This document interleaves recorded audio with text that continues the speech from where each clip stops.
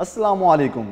मैं हूं गुलाम मुस्तफ़ा। आप देख रहे हैं बकर नेटवर्क। क्या मरीम नवाज नून लीग को टेक ओवर करने वाली हैं? मरीम नवाज पहले भी बहुत ही बाअसर रहती हैं नून लीग के ऊपर, नून लीग की जो पार्टी है उसके ऊपर। इसकी एक ऑडियो लीक में वाज़ेह सबूत भी सामने आ चुके हैं, जिसमें वज़ीर आज़म शहबाज शरीफ मुफ्ती इस्माइल साहब को कह रहे हैं कि जाके मरीम नवाज की शिकायत दूर करें और मरीम नवाज के जितने भी उनके आपके बारे में कंसर्न्स हैं उसको वाज़ेह करें, उनको सेटिस्फाइड करें और वो आपको जो मर्जी कहें, आपने उफ तक नहीं कहना। तो इसका मतलब है कि मरीम नवाज बहुत ही बाअसर शख्सियत है नून लीग हुकूमत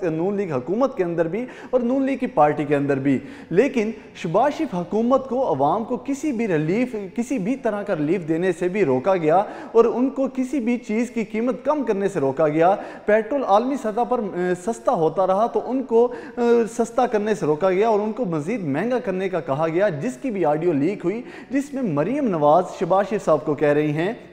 कि आप पेट्रोल महंगा कर दें, हम आपकी पॉपुलैरिटी का कोई और रास्ता ढूंढ लेंगे। तो इसका मतलब है कि शहबाज शरीफ हुकूमत को रिलीफ देने से किसी भी और इदारे ने, किसी भी इस्टेब्लिशमेंट में से किसी ने नहीं रोका था, बल्कि उसके पीछे भी मरीम नवाज ही थी। मरीम नवाज का ही माइंड सेट था जिसके ज़रिए शहबाज शरीफ साहब को अवाम को रिलीफ देने से रोका गया। लेकिन अब जबकि इसहाक डार साहब, जो कि नवाज शरीफ साहब के टीम के एक मेंबर हैं, वो जब पाकिस्तान वापस आए तो उन्हें फुल इख्तियारात दे दिए गए। आते ही उन्होंने पेट्रोल भी सस्ता कर दिया,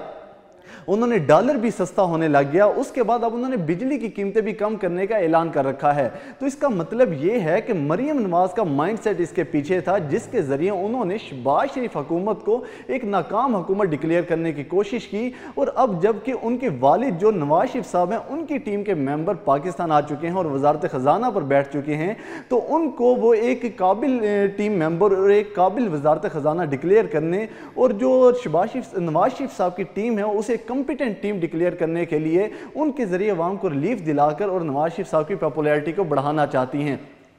इस पर जो शाहिद खाकान अब्बासी साहब हैं, उनकी तरफ से शदीद रद्द अमल भी सामने आया। पार्टी ज़राए के मुताबिक उन्होंने इस पर नाराज़गी का इजहार किया कि मुफ्ती इस्माइल साहब को जानबूझकर कीमतें कम करने से रोका गया, जबकि अब इसहाक डार साहब को कीमतें कम करने की इजाज़त दे दी गई है। तो इसका मतलब है कि उनकी टीम को जानबूझकर नाकाम साबित किया गया और नवाज शरीफ साहब की टीम को पॉपुलर किया जा रहा है। इससे पहले आपने, अगर हम माजी में देखें तो 2017 के अंदर जब नवाज शरीफ साहब को वज़ारत उज़्मा के ओहदे से हटा दिया गया तो अचानक ही तेल और डॉलर की कीमतें ऊपर जाना शुरू हो गई, क्योंकि उस time Shahid Khaqan Abbasi prime minister बन चुके थे और मुफ्ती इस्माइल ही वजारत ख़जाना के ओहदे पर फाइज थे। तो उस टाइम भी पेट्रोल जो था वो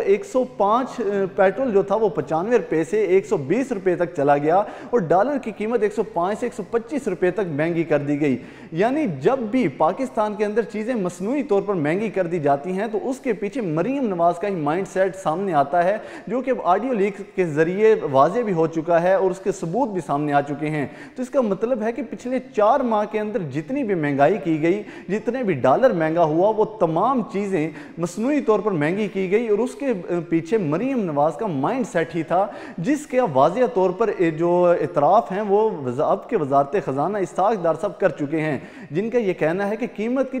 जो डॉलर की एक्चुअल कीमत है वो इस टाइम 200 रुपये से नीचे है और हम पेट्रोल को भी सस्ता करेंगे और उन्होंने बिजली की कीमत कम करने का भी ऐलान किया है। तो इन तमाम वाक़यात से वाज़ेह हो चुका है कि मरीम नवाज की जो मुनाफ़क़त है, उनका जो दोहरा मेयार है वो अवाम के सामने आ चुका है और जिसके वाज़ेह सबूत भी अवाम के सामने आ चुके हैं।